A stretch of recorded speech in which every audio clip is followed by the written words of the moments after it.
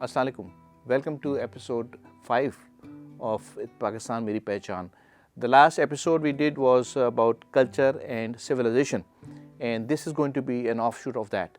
We have seen these four civilizations which are along the river, and ये river side वाली civilization जो एक थी वो थी yellow river. Then we had Mesopotamia जो दजला और फुरात के दरमियान वाक़ है, जो आजकल का इराक़ है. फिर पाकिस्तान में जो इंडस वैली सिविलाइजेशन जिसको कि हम हड़प्पन सिविलाइजेशन भी कहते हैं, और फिर हमारे पास जो नील के साहिल पर थी जिसको इजिप्ट की सिविलाइजेशन कहा जाता है. तो चार के बारे में हमने बात किया. ये सिविलाइजेशन जो थी दरियाओं के साथ साथ आबाद थी, एग्रीकल्चर बेस्ड थी, और इन पे बारिश का बहुत अमल दखल था. आज यानी कि आज भी जो 60% ऑफ जो वर्ल्ड पॉपुलेशन है वो बारिश पे ही इन्हिसार करती है. तो बारिशें से मुराद मानसून सीज़न है. ये सब कुछ बहुत अच्छा चल रहा था टिल 4000 BC. फिर एक ग्रेजुअल चेंज आता है क्लाइमेट में और यहाँ बारिशें होनी कम हो जाती हैं. मेसोपोटामिया में कहत पड़ता है. येलो रिवर जो है वहाँ पर नकल मकानी कर जाते हैं क्योंकि वहाँ की यील्ड या ग्रोथ, एग्रीकल्चर ग्रोथ जो घट जाती है. इंडस में भी शायद कुछ ऐसे ही हो. इस पे हमारा फोकस है और इसी के बारे में ये प्रोग्राम कर रहे हैं हम, बट उसकी थोड़ी डिटेल है तो will talk about that. Nile river का फ्लो जो है वो कम हो जाता है. दरिया नील के जो साहिल पे जो सिविलाइजेशन आबादी है उसका फ्लो रेट कम हो जाता है. कहा जाता है कि इनकी किसी के पास केनाल का निज़ाम नहीं था, यानी नहरी ज़रिए से आबपाशी नहीं की जाती, लेकिन ऐसा हकीकत में नहीं है. जो मेसोपोटामिया है उन्होंने अपना एक नहरी निज़ाम बनाया था. उसमें ज़्यादा क्लैरिटी नहीं है क्योंकि इतनी अच्छी इंफॉर्मेशन अवेलेबल नहीं है. अब हम आते हैं वापस पाकिस्तान की तरफ, and we talk about the Harappa या इंडस वैली सिविलाइजेशन. यहाँ जो डिक्लाइन आया HIVC में, यानी कि इंडस वैली सिविलाइजेशन में, वो आया, उसकी 5 थ्योरीज हैं. नंबर 1 जो कि मोर्टिमर व्हीलर ने, जो कि एक आर्कियोलॉजिस्ट थे प्री पार्टीशन सब कॉन्टिनेंट में, उन्होंने ये थ्योरी पेश की कि भाई यहाँ पर इन्वेडर्स आए थे और उन्होंने इस सिविलाइजेशन के जो लोग थे उनको ख़त्म कर दिया. उसकी बुनियाद उन्होंने इस तरह बनाई कि उनको चंद लाशें मिली जो कि मेल्स, फीमेल्स और बच्चों की थी, और उनका ये समझ आई कि इनको ख़त्म कर दिया गया. इसके अलावा उन्होंने कुछ वेपन्स का जिक्र भी किया, और इस टाइप की जो बातें हैं वो इस सोसाइटी से मैच नहीं करती. इस सोसाइटी का वो मिजाज नहीं था, एक पीसफुल सोसाइटी थी. तो ये थ्योरी ज़्यादा ना चल सकी. इसके बाद फिर सोचा गया कि हो सकता है कोई वबा आई हो. वबा से मुराद जैसे कि कोविड अभी जो कि जारी है, इसकी जब इंतहा थी तो आपने देखा कितनी जानें चली गई. इससे पहले वबाएँ, ताउन की वबा इस इलाके में फैली थी, और दुनिया के दूसरे हिस्सों में इन्फ्लुएंजा एंड ऑल दैट, तो उससे काफ़ी जानें ज़ाय हो जाती थी. तो हो सकता है कोई ऐसी चीज़ हुई हो. इसके लिए उन्होंने चंद स्केलेटन्स लिए और उनकी खोपड़ियों के ऊपर जो है कुछ तजुर्बे किए, जिससे ये ज़ाहिर हुआ कि लेप्रोसी का जो है यहाँ पॉसिबिलिटी एग्जिस्ट करती है, ऐसा हुआ होगा. या फिर साइनस के जो ट्रेसेस हैं उनको मिले. तो इससे ये साबित हुआ कि लेप्रोसी और साइनस के मरीज़ यहाँ पे थे, उससे कुछ शायद पॉपुलेशन लूज़ की हो. उसके बाद फिर वो बात करते हैं टेक्टोनिक प्लेट्स की. टेक्टोनिक प्लेट्स से मुराद वो प्लेट्स हैं जिनसे सुनामी, आजकल के दौर में सुनामी आती है. तो प्लेट्स की, ज़मीन की नीचे जो प्लेट्स हैं उनकी मूवमेंट से, उनकी ओवरलैपिंग से सुनामी टाइप चीज़ क्रिएट होती है. इस तो हो सकता है उस ज़माने में जो समंदर है वो ऊपर आ गया. ये इसका जो क्लू उनको वहाँ से मिला, वहाँ के उनको सॉल्ट लाइन्स, सॉल्ट डिपोजिशन इनको मोहनजोदारो में या अमरी जो साइट है वहाँ पे मिली हैं. वो इनकी इस थ्योरी को सपोर्ट करते हैं. लेकिन जो और बहुत सारी साइट्स थी इस सिविलाइजेशन के अंदर वो इस डेटा को सपोर्ट नहीं करती, तो ये थ्योरी भी नहीं चल सकी. Then we have hydrological theory. Hydrological theory से मुराद ये है कि जो यहाँ दरिया है, इंडस है, वो ओवरफ्लो कर गया या जो इसमें हाकड़ दरिया था जो कि मानसून डिपेंडेंट था, जो कि पाकिस्तान से जिस पे ट्रेसेस हैं सिंध में, वो मानसून की वजह से ओवरफ्लो करके तो आबादी को भाग ले गया। लेकिन हम मसला इसमें यह है कि इसके भी जो ट्रेसेस हैं वो ज़्यादा सपोर्ट नहीं कर रहे डेटा इसको, इस थ्योरी को। फिर रह जाती है थ्योरी क्लाइमेट चेंज की। मौसम बदल गया, मानसून यहाँ नॉर्मल थे, अब नॉर्मल हो गए, बारिशें होना कम हो गई, क्योंकि सिमिलर चीज़ हुई है, जैसे मैं शुरू में कहा, सिमिलर चीज़ हुई है सारे सिविलाइजेशंस के ऊपर। जो रिवर सिविलाइजेशंस थी, बराबर का सी चीज़ हुई है। तो इसको हम थ्योरी को आगे लेके चलेंगे और हम कहीं करेक्ट करेंगे जाके। तो बिफोर वी गो ऑन, हम इसी लैटिट्यूड से मुराद ये कि जो दुनिया में जो हॉरिजॉन्टल लाइंस हैं उसके अलॉन्ग देखेंगे, तो इस रीजन में हम देखते हैं कि नॉर्थ अफ्रीका में जो सहारा है वो एक बंजर है, ज़मीन नज़र आती है। इस तरह मिडल ईस्ट है, सऊदी अरेबिया है, ये सारी पट्टी जो है एक सैंड है, ड्राइड एरिया है, there is no vegetation and all that. अब ये सब कुछ कैसे हुआ, इसमें ज़्यादा फोकस जो थ्योरीज डेवलप हुई हैं, जो साइंस में भी इसने भी इसको सपोर्ट किया है, that is about the drawing up of the North Africa Sahara. इनका कहना है कि Sahara for the last 100,000 years Sahara has been swinging between wet and dry kind of conditions. Wet से मुराद है अफ्रीकन ह्यूमिड सिस्टम, AHS, और dry से मुराद जो कि आप आज का दौर देख रहे हैं। ये सब कुछ कैसे हुआ, अगर हम ये और एक्सप्लोर कैसे हुआ, इस तरफ ध्यान कैसे गया, तो ये एक हेनरिच नामी एक जर्मन एक्सप्लोरर थे who happened to travel in this area, in the area of Sahara in 1800s। 1800s में जब गए वहाँ तो उन्होंने केव्स देखी। केव्स के अंदर उन्होंने, जैसे आप you'll see on the screen, paintings देखी, एनग्रेविंग्स देखी, कुछ लोग स्विम कर रहे हैं और कुछ जानवरों की तस्वीरें देखी। तो इसको फिर रिलेट किया जाता है अफ्रीकन ह्यूमिड सिस्टम से। यानी एक दौर था जहाँ यहाँ हरियाली थी, यहाँ लेक्स थी इस पूरी एरिया में। अब ये सब कुछ कैसे हो गया, ये कहानी है 10,000 years बैक, यानी कि लाइक 9,000 से 6,000 BC में। यहाँ जो ज़मीन थी वो ज़्यादा गर्म थी, जिसकी वजह से लो प्रेशर क्रिएट होता है, एंड लो प्रेशर से आपको समंदरी जो हवाएं हैं उसकी वजह से प्रेसिपिटेशन होती है, and it rains. It was all good till 4,000 के बाद जो एक डाउन टर्न आ गया। अब डाउन टर्न में क्या हुआ कि यहाँ बारिशें होना कम हो गई, और जहाँ की ज़मीन जो कि गर्म तो अब भी है लेकिन निस्बतन कम गर्म हो गई, तो ये पट्टी पूरी उड़ गई, like all this middle east and all that.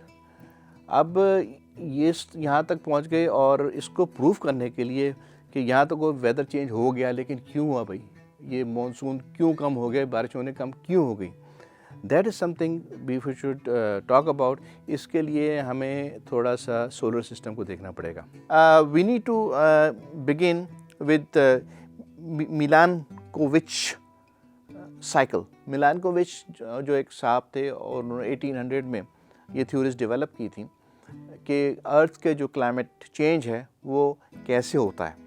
उस वक्त तो उनको लिफ्ट नहीं कराई किसी ने, लेकिन अब लोगों को एहसास हुआ कि नहीं, उन्होंने जो बातें की थी वो सही की थी, और अब उनको आगे लेके चल रहे हैं। तो let me begin by showing you a globe. वैसे तो आपको यहाँ चीज़ नज़र आ रही है, और जो मैं आपको डेमोन्स्ट्रेट करूँ उससे बेहतर है यहाँ पे मैंने डेवलप किया हुआ system, but side by side let's go by side by side to keep your interest. So let me get a globe for you. Okay, ये एक पता ही आपको क्या है। अच्छा, ये एक सफ़ेयर है। अर्थ हमेशा से हम बचपन से पढ़ते आ रहे हैं कि सफ़ेयर की शक्ल में है, और परफेक्ट सफ़ेयर है, और ये जो है सूरज के गिर्द चक्कर लगा रहा है, जिसको रेवोल्यूशंस कहते हैं, और साथ साथ रोटेट भी हो रहा है। लेकिन हकीकत में ये जो एक सफ़ेयर परफेक्ट सफ़ेयर नहीं है। अर्थ जो है ना, ये इक्वेटर के अराउंड जो है यहाँ से मोटी है, और यहाँ से रिलेटिवली पतली है, जिसकी वजह से it's not kind of a perfect sphere, one thing. Second thing, जो ये रिवोल्यूशन है around the sun, those are not perfect circles, they are elliptical. Elliptical से मुराद गोले से थोड़ा सा एलोंगेट आप करते, ओवल समझ, ओवल शेप होता है, इट्स जस्ट लाइक दैट। वो किस वजह से? क्योंकि हमारी जो अर्थ है इसके ऊपर ग्रेविटेशन फोर्सेस एक्ट कर रही हैं, जिसका नेट इफेक्ट को टाइडल फोर्सेस कहते हैं। Saturn, Jupiter, moon and the sun itself, ये सारे इसको अपनी तरफ खींच रहे हैं, तो ये अपनी तरफ खींच रहे हैं, जिसकी वजह से ये सर्कुलर पाथ में नहीं घूम पाती ज़मीन हमारी।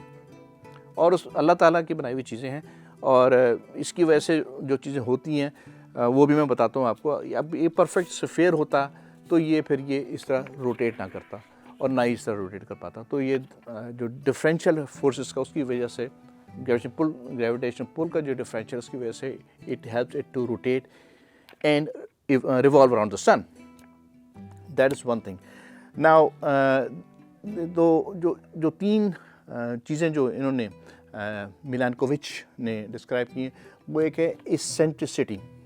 इसेंट्रिक का नाम तो आपने सुना होगा, जो कि हमारे गिर्द घूमता रहता है, और सन की, उसको उर्दू में तर्जुमा सन की, जो शख्स जिसका बिहेवियर जो नॉर्म से हट के होता है, इसका ये मतलब नहीं वो पागल होता है, नॉर्म से हट कर होता है, उसको हम सन की कहते हैं। तो ये eccentricity is the deviation from the circle towards an elliptical path. तो इसकी जो डिविएशन है उसको एसेंट्रिसिटी कहते हैं, नॉर्म से हट के जो है। और ये इस तरह भी घूम रही है और ज़मीन फिर इस तरह भी घूम रही है, यानी कि ये जो एलिप्स है, this is not fixed, this is also in variation. क्योंकि देखें हमारी ज़मीन में कोई नट बोल्ट तो लगे नहीं है, ना ही कोई मैकेनिकल चीज़ है। आपकी body this not perfect, it is not mechanically designed, तो इसमें वेरिएशंस आ सकती हैं, तो इसमें भी वेरिएशंस आती हैं। तो इसका जो पाथ है like this, is sometimes is doing like this, but this is not happening every other day और एवरी अदर ईयर। ये जो इसकी वेरिएशन है, जिसको हम एसेंट्रिसिटी कहते हैं, दैट्स 100,000 ईयर्स। इसमें तब्दीली आती है इतने अरसे में। तो आप घबराइए नहीं, ये इट्स नॉट हैपनिंग ओवरनाइट और डे आफ्टर डे और year after year. It's a very long time. We won't witness that in our lives unless we fall into that the age of the bracket. Eccentricity के बाद आती है, हम ये देख रहे हैं कि ज़मीन जो अक्सर आपने देखा होगा, ये जो ग्लोब है हमेशा टेढ़ा ही बना होता है। इस तरह क्यों नहीं बनाते हम ज़मीन का ग्लोब, इसको ऐसा करते हैं, और क्योंकि ज़मीन है ही इस तरह। ये एक्सिस के जो एक्सिस है, इस पे इसके साथ पैरेलल नहीं है, it is like inclined, it's tilted. तो ज्योग्राफी में अगर आपने एक ओब्लिक एंगल का नाम सुना होगा, सो इट्स ओब्लिक्विटी। अच्छा, बहुत ज़्यादा नहीं है, like it's between the range of 21 and 23 degrees. वो भी वेरी करता है, again over 40,000 years. So we don't even feel that. अच्छा, तो अब ये ज़मीन इस तरह है, और इसी तरह जो है वो उसके सूरज के गिर्द चक्कर लगा रही है। ये अब एंगल जो था मैंने बताया, जिसकी रेंज है बिटवीन 21 एंड 23 डिग्रीज, ये अब 21 की तरफ जा रहा है। तो इट्स स्लाइट मूव करेगा, but again it will remain to be tilted. अगर टिल्टेड नहीं होगी तो हमारी ज़मीन अगर इस तरह होगी और सूरज इस तरह पड़ रहा होगा, तो कुछ एरियाज जो इसके सूरज के सामने नहीं है वो तो बिल्कुल फ्रीज हो जाएंगे। तो कुदरत का निज़ाम ये है कि like within an angle everybody is happy, everybody gets some amount of heat, it's not very cold. और वेदर भी वो हम बात करेंगे आफ्टर ऑल दिस डिस्कशन। तो जब हम अफ्रीका को कॉन्सेंट्रेट कर रहे हैं विद दिस थ्योरी, तो इसमें जो एक और थर्ड है वो है प्रिसिशन। प्रिसिशन मीन्स मोशन, हरकत को प्रिसिशन कहते हैं। And the precession could be around axis, और it could be apsidal, APSIDAL। Apsidal means जो हम इस मोशन की बात कर रहे थे, जो कि सूरज की जो रेवोल्यूशन है, which could be like this और it could be like this, तो इसको कहते हैं एप्साइडल प्रिसिशन। और जो एक्सिस के अराउंड है वो जो है वो ये वाली नहीं है, ये जो एंगुलर के साथ जब ये ज़मीन इस तरह घूम रही है, एक ये मोशन भी है। और so this is called the precision, but again this is not happening day by day, or it's not happening over every other year. लेकिन ये जो साइकिल है ना, ये है 20,000 years। तो अफ्रीका के साथ जो लिंक, यहाँ से मैं आगे चलता हूँ कि ये जो 20,000 years का चक्कर है, यानी कि आधा चक्कर 10,000 का हुआ। और तो 10,000 साल पहले जो है वो ज़मीन की पोजीशन इस तरह थी। ये मैंने ज़्यादा अच्छा एक्सप्लेन किया हुआ है इन दिस डायग्राम। ज़मीन की पोजीशन इस तरह थी, यानी कि अभी ये है जिसको आप समझ इस तरह थी। तो जब इस तरह थी तो उस वक्त जो है जो अफ्रीकन सॉइल है, नॉर्थ अफ्रीकन सॉइल जो सहारा का सॉइल है, वहाँ 7% मोर हीट एब्जॉर्ब होती थी अर्थ की रेडिएशन, और जिसकी वजह से वहाँ की ज़मीन ज़्यादा गर्म होती थी और फिर वो मॉनसून वाला सिलसिला शुरू होता था। देयर वाज मोर रेन, तो more rain, more greenery, more lakes and all that. तो ये सारी पट्टी जो थी, it was like this before and it will be back green again after another 10,000 years. So this is very interesting. So अब हम कहाँ खड़े हैं 10,000 साल में, जब ये साइंटिफिकली तो ये नहीं बताया उन्होंने किसी ने, लेकिन but these theories are valid theories जो मिलानकोविच ने डिस्क्राइब की हैं। हमारी सेंट्रिसिटी, ऑब्लिक्विटी और प्रिसिशन, प्रिसिशन जो है वो है दो तरह की एक्सिस और एप्साइडल। सो ये जो है इसमें जो लास्ट पार्ट जो मैं I focus upon that to provide you clarity. ये जो एलिप्स की जो मोशन है हमारे around the sun, the revolution, इसमें अर्थ का जो डिस्टेंस है वो सूरज से कम और ज़्यादा होता है। सर्दियों में जो कि आजकल का मौसम है, it is closer to the sun, and in summers it is little bit away from the sun. बहुत ज़्यादा फ़र्क नहीं है, लेकिन द वेदर जो है वो चेंज इसी तरह होता है कि अर्थ का मोशन है। अच्छा, आपका ये जो है ना, ये जो पॉइंट कर रहा है इस वक्त presently, it is pointing to Polaris north pole. और उसके बाद जब ये इसका जो इस तरह ये 10,000 साल के बाद जब चेंज हो जाएगा तो north pole will be different the star.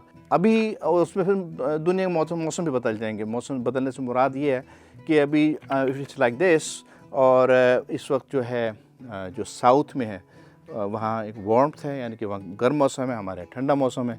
फिर ज़मीन जब घूम के इधर आएगी तो फिर यहाँ नीचे जो है साउथ में, यानी ऑस्ट्रेलिया फॉर एग्जांपल, वहाँ वो मौसम ठंडा हो जाता है, उलट होता है गर्मियों में। तो in January we are over here, sun is over here and the position is like this, but in summers it is like this. तो ये ऐसे इसने पॉइंट हमेशा करते रहना है नॉर्थ स्टार को, इट विल लाइक दिस। लेकिन 10,000 साल के बाद जब इस तरह हो जाएगा तो चीज़ें उलट हो जाएंगी, और this is how the cycle is working. तो मैंने जो पॉइंट्स जोड़े हैं वो ये है कि अफ्रीकन ह्यूमन सिस्टम को अप्लाई किया है, जो रिवर सिविलाइजेशंस थी 4, कि वहाँ अगर मानसून गया है तो इसकी वजह से गया है, और it's going to come back after another 10,000 years. Thank you very much with these words, and I hope you can visit those links and maybe find something new for yourself. Khudafis.